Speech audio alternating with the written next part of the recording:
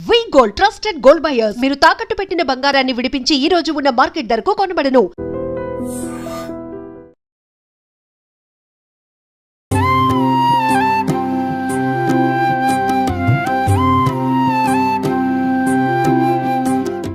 నమస్తే అమ్మా. నమస్తే తల్లి. అమ్మ, కృష్ణుడు గొల్లపల్లిలోనే ఉన్నాడు కదా, 8 ఏళ్ళు వచ్చేదాకా అక్కడే ఉన్నాడు కదా. ఏమైనా చదువుకున్నాడా కృష్ణుడు? మనం గురు బ్రహ్మ గురు విష్ణు అంటాం కదా, ఆయన్నే గురువు అంటాం, లోక గురువు అంటాం కదా. మరి అలాంటి గురువుకి గురువు ఎవరు? ఆయన చదువుకున్నాడా లేదా? చదువుకోకపోతే ఎట్లా కుదురుతుందమ్మా? గొల్లపల్లిలో చదవలేదు. కాకపోతే గొల్లపల్లిలో ఉన్న వాళ్ళకు కూడా వాళ్ళందరూ చదువుకున్న వాళ్ళే, చదువుకుని ఇక్కడికి వచ్చున్నారు. అంటే అక్కడికి వెళ్ళి ఫలానా యూనివర్సిటీలో చదువుకున్నారు అంటే మన ఊళ్ళో లేకుండా యూనివర్సిటీ ఉన్న ఊళ్ళలోనే ఉంటారా? అదే మళ్ళీ మన గ్రామాలకు వచ్చేస్తారు కదా. పెద్దవాళ్ళందరూ అట్లా వచ్చేసారు. పైగా వీళ్ళు జ్ఞానం ఏదైతే ఉందో అది మర్చిపోకుండా వీళ్ళు వృత్తిలో పడిపోయి ఆ విషయంలో నిర్లక్ష్యం చేయకుండా ఉండడానికి గురువులు వస్తూ ఉండేవారు వీళ్ళ దగ్గరికి. గర్గ మహర్షి మొదలైన వాళ్ళు వచ్చి వీళ్ళకి మళ్ళీ ఏదన్నా సందేహాలు ఉంటే తీర్చి వీళ్ళని మళ్ళీ ఒకవేళ మర్చిపోతే ఎవరైనా వాటి జ్ఞానాన్ని మళ్ళీ వాళ్ళు గుర్తు చేసి పెడుతూ ఉండేవారు. కృష్ణుడు ఎప్పుడు చదువుకున్నాడంటే మధురా నగరానికి వెళ్ళిన తర్వాత తాతగారిని సింహాసనం మీద కూర్చోబెట్టి, ఎంత గొప్పవాడో చూడండి, నేను కదా కంసుడిని చంపాను, నేను సింహాసనం మీద కూర్చుంటానన్నాడా? లేదు కదా. తాతగారి రాజ్యం తాతగారికి ఇచ్చేశాడు. ఇచ్చేసిన తర్వాత తల్లిదండ్రుల్ని చెరసాల నుంచి వినిపించిన తర్వాత అప్పుడు పిల్లలకి బలరాముడికి కృష్ణుడికి ఉపనయనం చేసి చదువుకోవడానికి పంపించారు. ఉజ్జయినిలో ఉన్నటువంటి సాందీపని ఆశ్రమంలో సాందీపని మహర్షి దగ్గర చదువుకున్నారు వీళ్ళు. వీరికి కుచేలుడు, సుదాముడు ఆయన పేరు.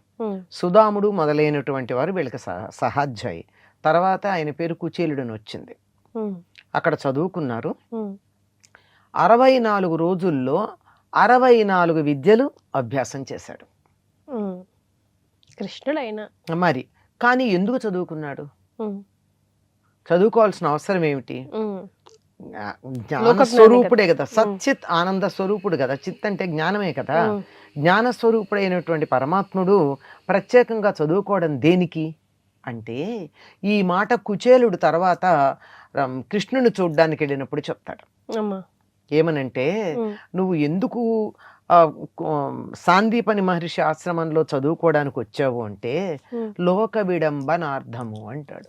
లోకానికి ఒక ఆదర్శం చూపించటానికి. కృష్ణుడే చదువుకోలేదనుకో, మేము కూడా చదువుకోం, మాకు చదువు ఎందుకు? కృష్ణుడికి లేని చదువు మాకెందుకు? కృష్ణుడు ఎక్కడన్నా కాలేజీకి వెళ్ళాడా? నేను కూడా బాగానే ఉంటా.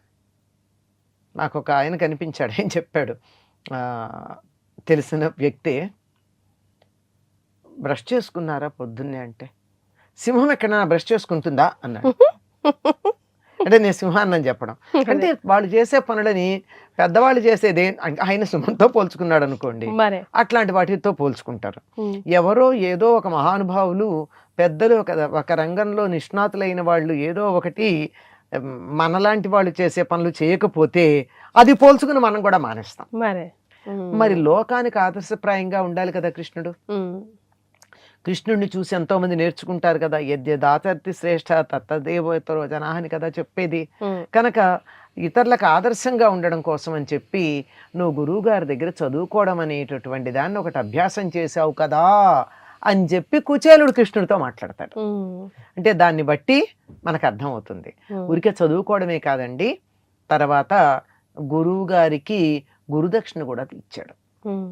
అంటే ఊరికే చదువుకు రావడం కాదు. ఆ రోజుల్లో గురుకులాల్లో ఎవ్వరూ కూడా గురువులు విద్యార్థుల దగ్గర జీతం తీసుకునేవాళ్ళు కాదు. చదువు అర్హతని బట్టి వాళ్ళకి చదువు చెప్పేవాళ్ళు, భోజనం పెట్టేవాళ్ళు, ఇంట్లో ఉంచుకునేవాళ్ళు. నువ్వు ఇంత ఫీజు కడితేనే నా దగ్గర అడ్మిషన్ అలాంటి మాటలు లేవు. తగిన బోధన చేసేవారు.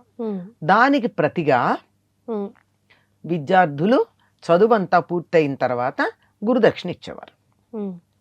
గురుదక్షిణ కూడా ఎట్లా ఉండేదంటే, గురువు గారు శిష్యుడు తన దగ్గర చదివిన చదువు వంట పట్టిందా లేదా అని పరీక్ష చేసేలాంటిది ఇచ్చేవాడు. అలాంటిది అడిగేవారు, ఇచ్చేవాడు.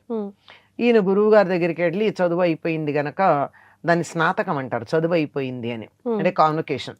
అమ్మా ఆ సందర్భంలో గురుదక్షిణ ఇస్తాను అంటే నాకేం కోరికలు లేవు అన్నాడు. నాకు నువ్వు ఏం ఇవ్వక్కర్లేదని. అప్పుడు గురుపత్ని అందిట, అంటే గురుపత్ని అన్నం పెట్టిందిగా, మరి అందువల్ల ఆవిడకి ఏమన్నా కోరుకుందేమో అడిగి అంటే ఆవిడ అందిట, నా పుట్టిన కొడుకుని పుట్టినట్టుగా వాడెవడో చనిపోతున్నాడు, వాడిని రక్షించమంటే ఆ గురువు గారికి చనిపోయిన కొడుకుని తెచ్చి ఇచ్చాడు. అది ఆయన ఇచ్చినటువంటి గురుదక్షిణమ్మా. కృష్ణుడు కాబట్టి, కృష్ణుడు ఆయన దగ్గర సామర్థ్యం ఉంది కాబట్టి, సమర్థత. ఇప్పటికి కూడా మీరు ఉజ్జయిని గనక వెళ్ళినట్టయితే సాందీపన ఆశ్రమం చూడొచ్చు. సాందీపన ఆశ్రమంలో కృష్ణుడు ఎక్కడ ఏం చదువుకున్నాడో ఉంది, 64 విద్యలకు సంబంధించిన విశేషాలు అక్కడ చక్కగా మీకు డిస్ప్లే చేసి ఉంటాయి. ఆ విద్యలన్నీ ఏమేం విద్యలు నేర్చుకున్నాడు అని, వేదము మొదలైనవే కాకుండా ఆశ్చర్యంగా ఉంటుందమ్మా. పక్క ఎట్లా వేయాలి, పూలు ఎలా మాల కట్టాలి, అలంకారం ఎలా చేసుకోవాలి, నగలు ఎలా తయారు చేయాలి, రత్నాలను ఎలా పరీక్ష చెయ్యాలి, ఇలాంటివన్నీ కూడా విద్యలు. ఇలాంటి 64 విద్యలకు సంబంధించిన శాస్త్రాలన్నింటినీ కూడా కృష్ణుడు బలరాముడితో సహా 64 రోజుల్లో నేర్చుకోవటం జరిగింది. వాళ్ళకక్కడ సుదాముడు మిత్రుడు, సహాధ్యాయి. అమ్మా ఇందాక మనం ఒక కథలో చెప్పుకున్నాం కదా, కుంతీదేవికి కృష్ణుడు అనగానే గుర్తుకొచ్చేది ఏంటన, ఆవిడ చాలా బ్రహ్మాండంగా కీర్తించేది యశోద రోటికి కట్టేసినటువంటి సందర్భం కదా. అట్లా మీకు కృష్ణుడు అనగానే టక్కన గుర్తుకొచ్చేది ఏంటమ్మా? కృష్ణుడు అనగానే అదే గుర్తొస్తుందమ్మా. మీకు అదే గుర్తొచ్చిందే గుర్తొస్తుంది, చిన్నపిల్లాడిలాగా నటించటం. మరి అంతేకాదమ్మా, ఆవిడ ఇంకో సందర్భంలో కూడా కృష్ణుడిని అలాగే దండించింది.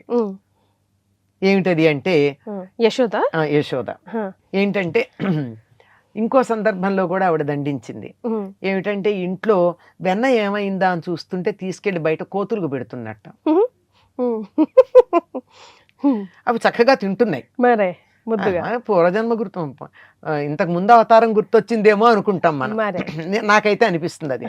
అలా పెడుతుంటే వీడు కోపం వచ్చి కొడదామని వెంటబడిందిట. ఎక్కడ పడితే దొరుకుతాడు, దొరకడు. ఆ సందర్భంలోనే మళ్ళీ కట్టేసినప్పుడు ఆ రోలు తీసుకుని వెళ్ళి జంట మద్దులని వాటి మధ్య నుంచి వెళ్ళడం, ఆ రోలు తీసుకెళ్ళి ఈయన వెళ్ళిపోయాడు కానీ వెనకాల రోలు పెద్దది కదా, ఆ రోలు అక్కడ ఆగిపోవడం, అవి పడటం, వాళ్ళు అక్కడి నుంచి వాటికి శాప విమోచనమై వెళ్ళడం ఒకటి ఉంటుంది. ఇది కూడా నాకు ఈ 2 దృశ్యాలు బాగా కనపడతాయమ్మా. నా రోటికి కట్టేస్తే దొంగగా ఏడుస్తున్నటువంటి కృష్ణుడు, పాపడవై నటిస్తూ ఉంటాడు కదా, అదే 2 కళ్ళుతో ఇలా చేతులు ఇలా పెట్టి వెనక వైపు ఇంత వర్ణిస్తుంది, వెనక వైపు ఇట్లా పెట్టి ఇట్లా తిప్పుకుంటూ దొంగ ఏడుస్తున్నటువంటి ఆ రూపం ఎప్పుడు నాకు బాగా ఆ కృష్ణుడు అనగానే గుర్తొస్తూ ఉంటుంది.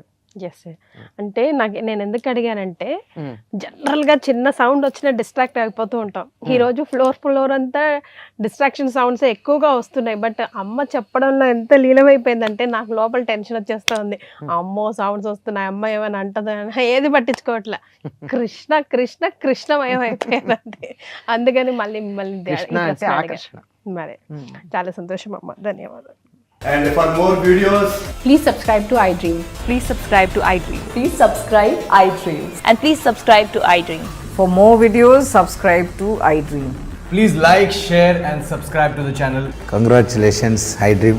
Subscribe to iDream. Subscribe to iDream. So subscribe to iDream Media. iDream ki iDream team andarki huge congratulations. Please subscribe iDream Media. Please subscribe to iDream. Subscribe iDream. Please subscribe to iDream.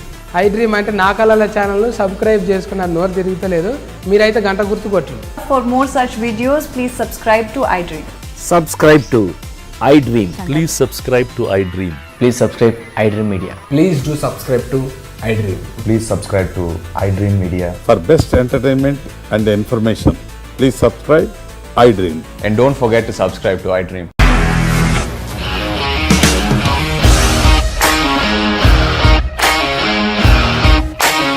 ఇండస్ట్రీలో commitment issues వస్తే నీకు కూడా వచ్చినట్టు? Morning తీసుకెళ్ళాలంటే కొట్టి పడేస్తారు.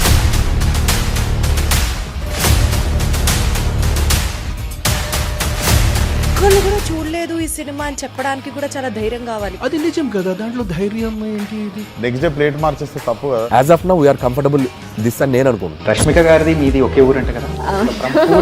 నీకు కోపం వచ్చిందంటే బాగా తిట్టేత్తరా? తిట్టేద్దామండి. నిజంగా గేమ్ ని ఎలా చేంజ్ చేయగలిగారు? ఏపీఎస్ఎఫ్సి వాళ్ళకి 6 నెలల్లో నేను 6 లక్షలు కట్టా. బిజినెస్ చేయాలనుకుంటే it is as difficult as riding a tiger.